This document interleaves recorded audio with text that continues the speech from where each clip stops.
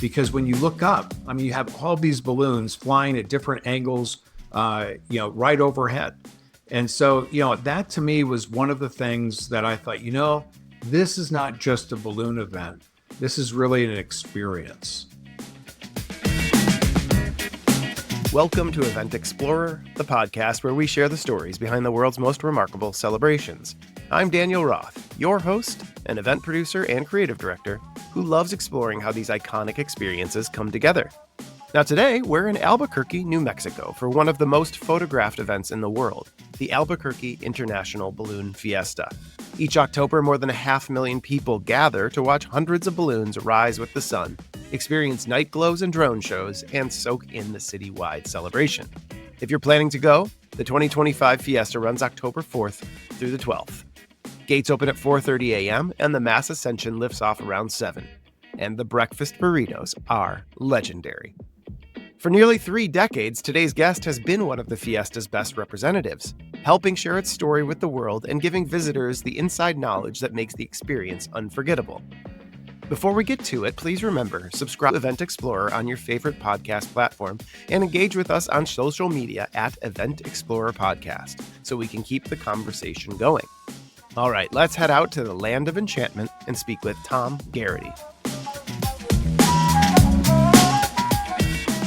Joining me today is Tom Garrity, founder and president of the Garrity Group. And Tom has been part of the Albuquerque International Balloon Fiesta, the largest ballooning event in the world and one of the most photographed, for nearly 3 decades, shaping how people across the globe see this experience and this incredible celebration.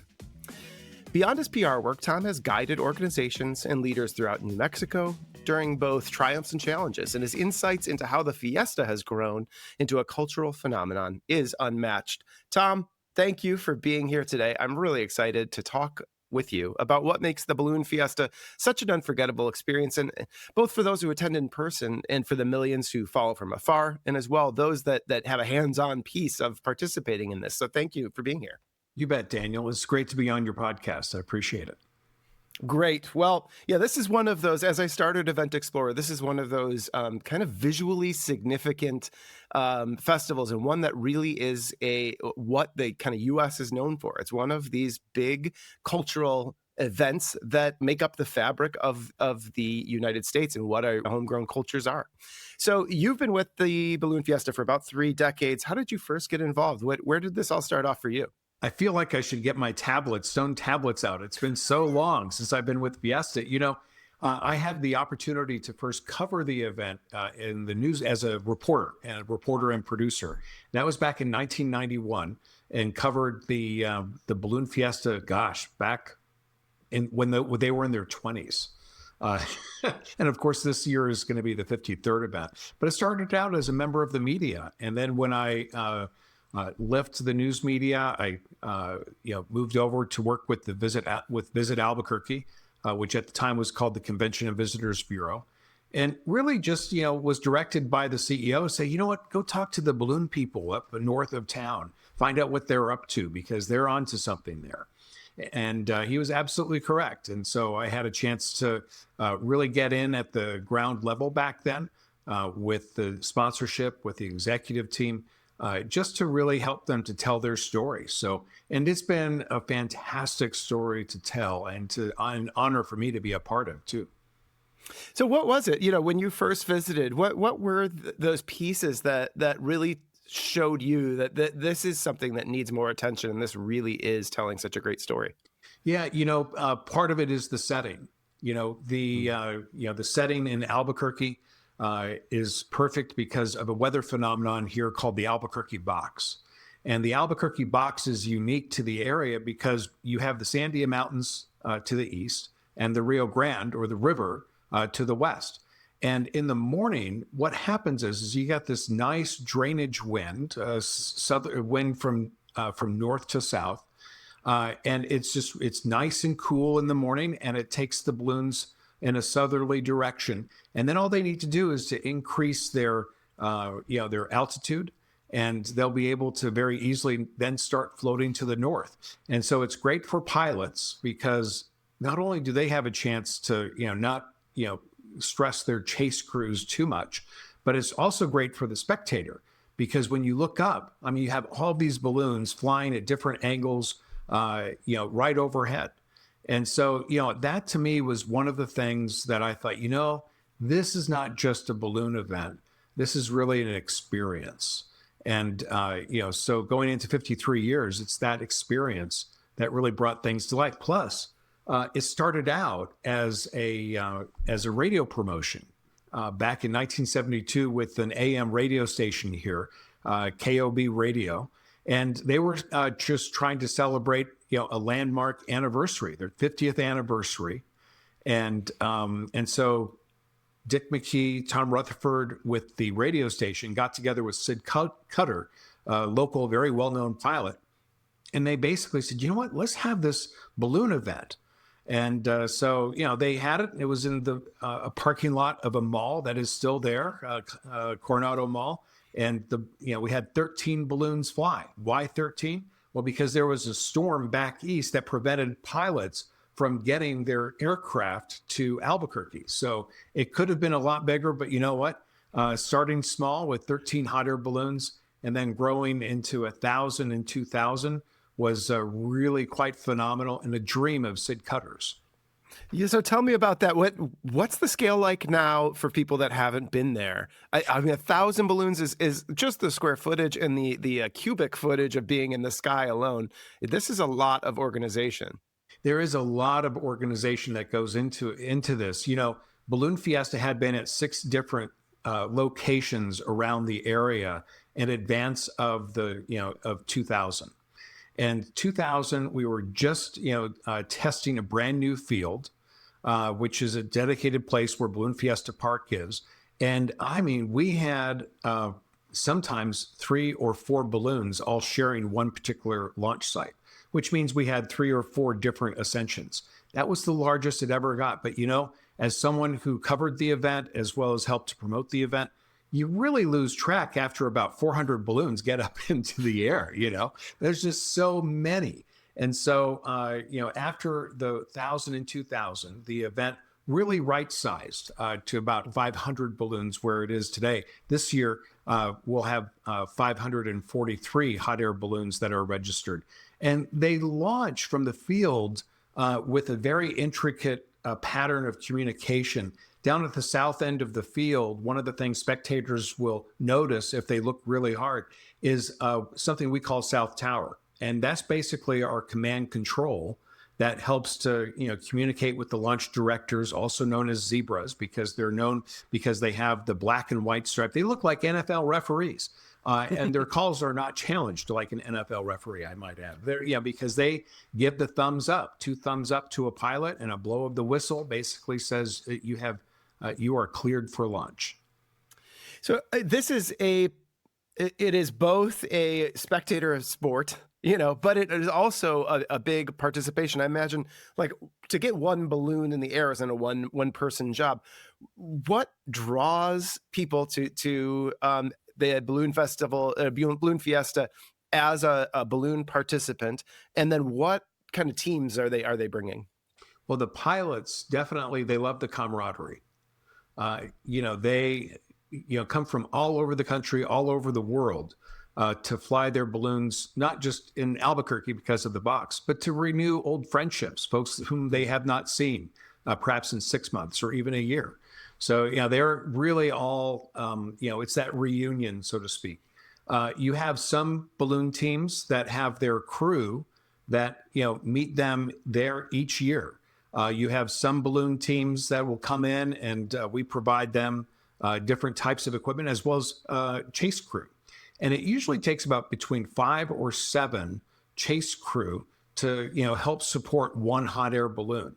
And so, while some of our pilots have established teams, we also have a place on the field where if guests want to get their hands dirty and, participate, we have a place where they can sign up to be part of the chase crew. And that's usually about 3,000 people each year are participating, over the course of the 9 days to just assist and be available as a part of the crew. And a lot of them sign up on site. How fun. So I mean, what a unique way to experience the event and to really be hands-on. I mean, the visual aspect or the, you know, pardon the pun, uplifting aspect of just being there in this colorful, spectacle is what draws a lot of people. But I think the curiosity gets to them. What's that, how do you, what type of process is there to get involved and to be one of these chase crew? Is it just sign up and show up, or is it, what do they go through, training and things like that? There is some very basic training. There's a lot of forms to fill out, of course. Sure. But and then there's a little mini briefing that they receive just in advance. But they're advised to listen to the pilot. The pilot is always in charge, not just of the inflation, but obviously also when a balloon takes flight and launches into the field. Sometimes it's as easy as helping to lay out a balloon or to keep people from walking on the balloon envelope. Other times, you're on the crown rope and you're pulling that out and helping to be a part of that, bringing the balloon to life. But yeah, so it's really an exciting thing, and a lot of people have Albuquerque on their list as a bucket list, and so we'll have folks who come in one and done type stuff as far as chase crew. But they might come back for multiple years just to relive that experience. And then, of course, we have folks who will come in, year out, to provide support to their favorite balloon and balloon pilot. Yeah, so that's what I found in talking to so many wonderful, event directors and workers, is that these really do become, these tentpole moments in people's lives, and they become something that they can kind of set their watch to, and at least you're going to be in a place that you love, for a certain amount of days every year, and it makes life meaningful and creates these connections, in spaces where we're separated digitally or we're stuck in our work schedules. So this does sound like one of those places where passion and community kind of collide there. You mentioned the current site. So this is a granted location. This is now a park that is kind of dedicated to this. Were you around when that came about? I imagine if so, you were probably pretty involved. And how has the community and the city and the state helped to promote this event? Well, gosh, I was there. So I was when I started covering Balloon Fiesta, we were on the old site, which is just south of the current site. And that area is now a landing space for hot air balloons, as well as a place for RVs to be a part of. I mean, I look back at those pictures and I'm thinking, how on earth did we all fit there? It was such a small little postage stamp kind of place. But it had unique challenges, which created an opportunity for city leaders, county leaders, state leaders to all pull together, because the land, the 270 acres that compose all of the entirety of Balloon Fiesta Park, is actually owned by many different government entities. Everybody has their main piece, a little piece of the pie, so to speak. It's all managed by the city of Albuquerque. But to say that other government entities aren't involved would not be accurate. One of the things that is very important to balloonists is not just where they land. Not just where they launch, but also where they land. And so, a lot of county government, state government have really stepped up to say, we've got to buy places, parcels that are not going to be developed where we can land hot air balloons. You can't have something, you can't move a tree necessarily of a park. You really have to leave some open spaces for this, dedicated. Yeah. So the other part of this, we have Albuquerque International Balloon and then the Fiesta part. So I imagine when we were in the parking lot of the mall, we might have had somebody giving away hot dogs or T-shirts. Now this has grown into a real deal festival and event, and it's taking place, like you're saying, over 9 days. Tell me about this experience and kind of what it's grown into from the site and from the guest experience. From the guest experience, it definitely has improved over the years. I mean, the first year, there were, 13 balloons in a parking lot of Coronado Mall. And over those years, there has been one staple, one type of food that has been consistent. I'm going to start with the food, if you don't mind, Daniel, because it's one of my... Oh, please. So, back in the day, people would just show up. In fact, even at the very first one, Ty Young, one of the board members for Balloon Fiesta now, he was at the first Fiesta, but as a toddler and stuff. And so he remembers breakfast burritos, being made and, people just kind of sharing. It was a different environment.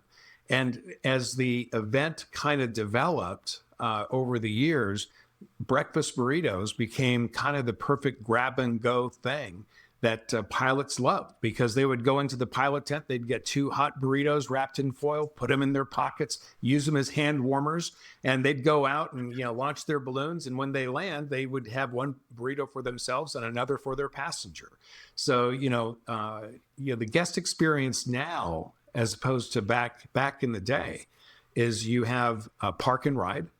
So we have more ways for people to get to the park in a very efficient and environmentally friendly way.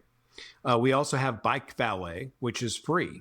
And we have a very, because of the city and the county and different government entities, we have bike paths throughout Albuquerque that people can drive their bikes up. Of course, you have to make sure you have headlamps or bike lamps and pull in. That's all free. Still costs to get into Balloon Fiesta Park. But up and down Main Street on Balloon Fiesta Park, it's not a state fair. We have a great state fair. It's more of a gathering, if you will. We have 80 different vendors, all selling different types of balloon merchandise. We have official merchandise tents, but we also have about 40 different food vendors, and about 8 of those historically will all sell some kind of their own take on the breakfast burrito. And those are kind of my favorites, next to the coffee ones as well. Because you're getting up early in the morning with all the planning to make this happen. Coffee is pretty much a staple right before you eat the breakfast burrito.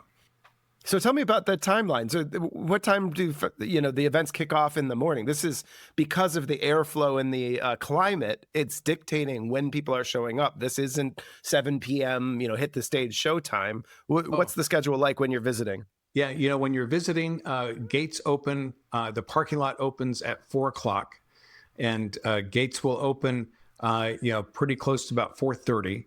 And there is a whole security process, so people should anticipate that. But what is happening behind the scenes during that time is the public is entering through one part of the park. We have the balloon pilots and balloon crews who are entering through 2 other areas into the park. And so, they're getting ready. It's during that time, from 5 until about 6:00. You have everybody's reuniting. They're talking about the days flying. Everybody's curious about the weather. People are setting up pie balls or, helium balloons that they send up into the air to see how the balloons are moving as they ascend. Pilot briefing is at 6:00. And that's introduced by a really fun drone show. So, getting there early, especially on the first day, you'll have plenty to do of walking along Main Street as well as enjoying the drone show. Dawn Patrol will launch at about 6:15. That's usually about 8 to 10 hot air balloons. And they're literally going up, one, for a show, but also to test the air. They want to make sure that, let's see where the balloons go. And it's all the pilots during pilot briefing have an ear to what's being said and an eye to see how the balloons are flying around that particular day. And then at 7:00 a.m., we have our opening ceremonies. And then about 7:05, 7:10, the mass ascensions start on the weekend mornings. And that is simply a great sight to see. We have 3 different waves that launch. And sometimes they'll launch from the middle of the field. Sometimes on the north end will go first. Sometimes the south end will go first.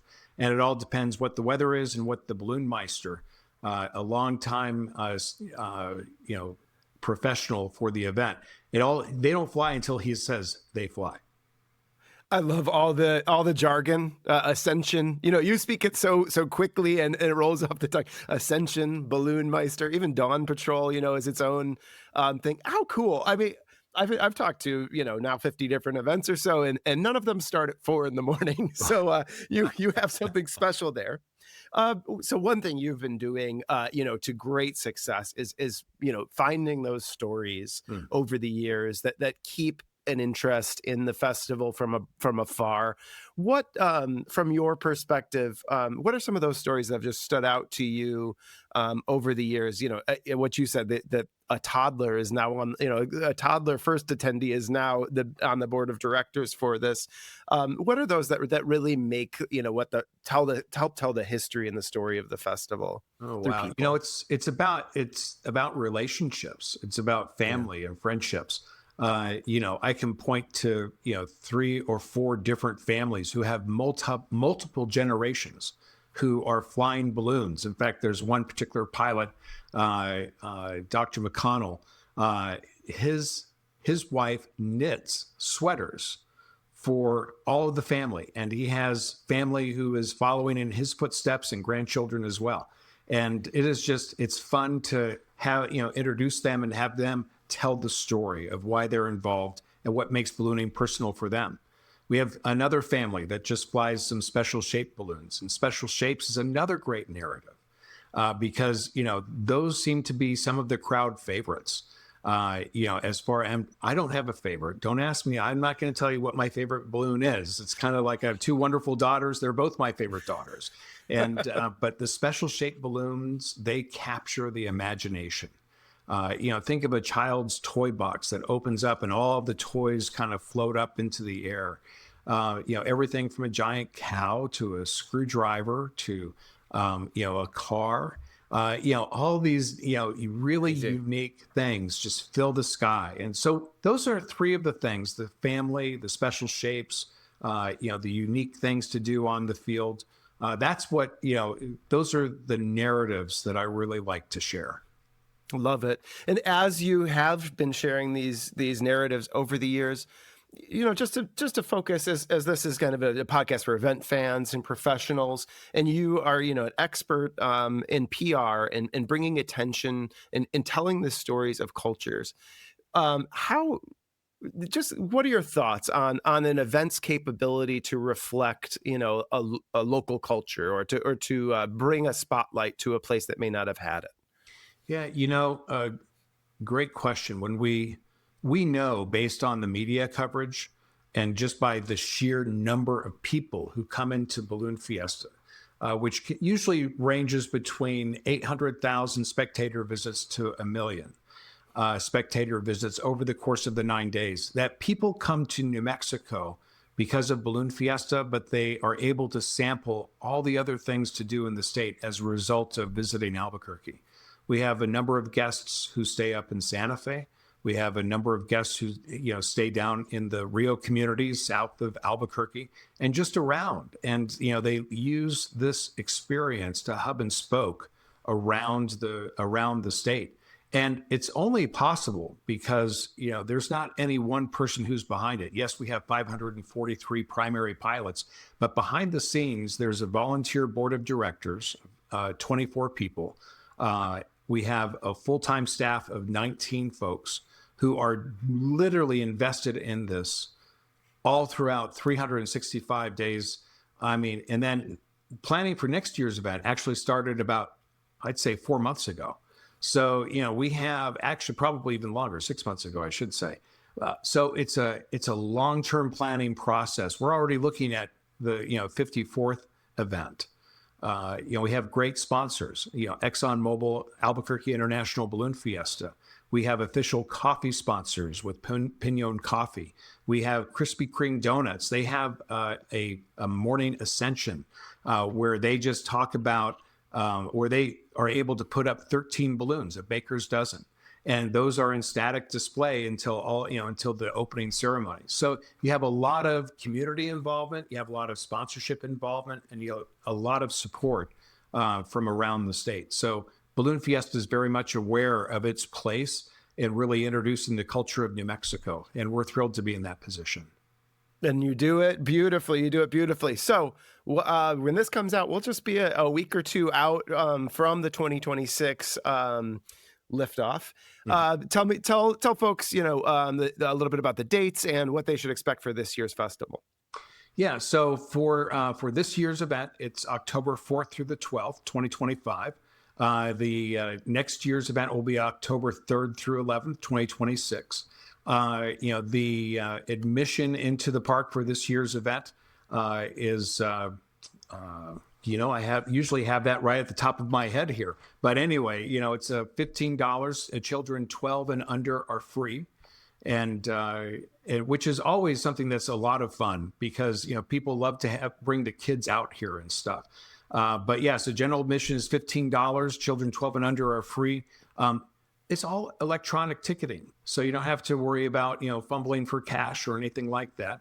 $20 for parking. And when you look at the other events around, the country, it's really, quite affordable, still a great bargain. And of course, free parking for the bike valet.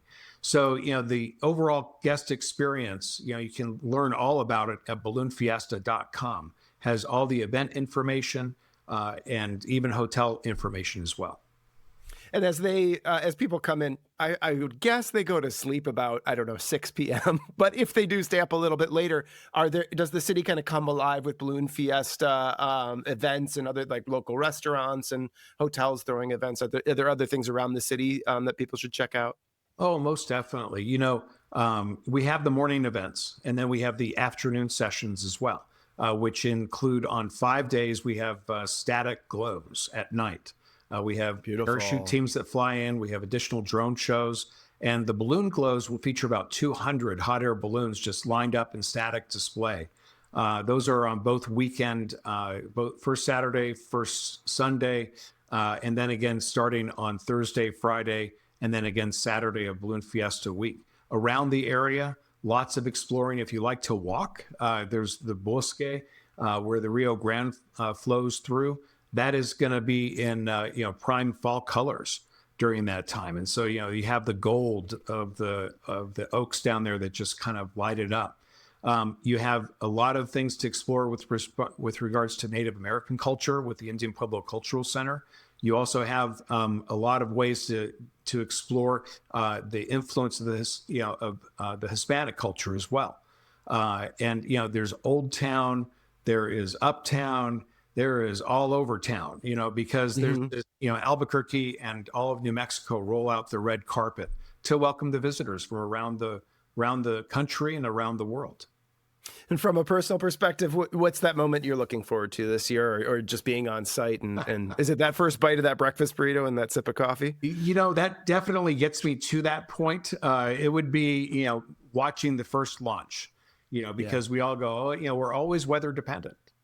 And so, balloon can control up and down. It just can't control the sideways, which is determined by the weather. So, that's one of the things that I will breathe a lot easier after the first balloons launched. And you go, okay, great. We're in launch mode now. Very good. Very good. Well, Tom, I want to thank you so much for joining on Event Explorer today. I mean, your pride and your love of this event and of Albuquerque and New Mexico, as a region really come through in the conversation and talking to you. So there's been a really special, obviously, this is something that is that bucket list. It can't be replicated elsewhere to see the balloons, at sunrise with the New Mexican kind of brushland desert kind of surrounds with the mountains in the background. You're probably eating, a green chili breakfast burrito, got a little spice and a pinon coffee that you cannot get the same anywhere else. I'm sorry, you cannot replicate New Mexican cuisine outside of New Mexico. So there are so many boxes to check here for event fans. And it really does sound like for people that are interested in even the way a unique event takes shape and the way it is staged, this is one to witness because there's the idea of like kind of the aeronautics, like you have to make your own FAA kind of out there with your control tower and your balloon meister and how interesting is that and how much detail and time and love go into this. It really is reflected and it comes through in your discussion today. And then I hope we'll share some video and images to tease people even more. If they haven't made their plans for 2025, I'm hoping they make them for 2026. So Tom, thank you again for joining today. Thank you, Daniel. It was great to share a little bit of Balloon Fiesta with you.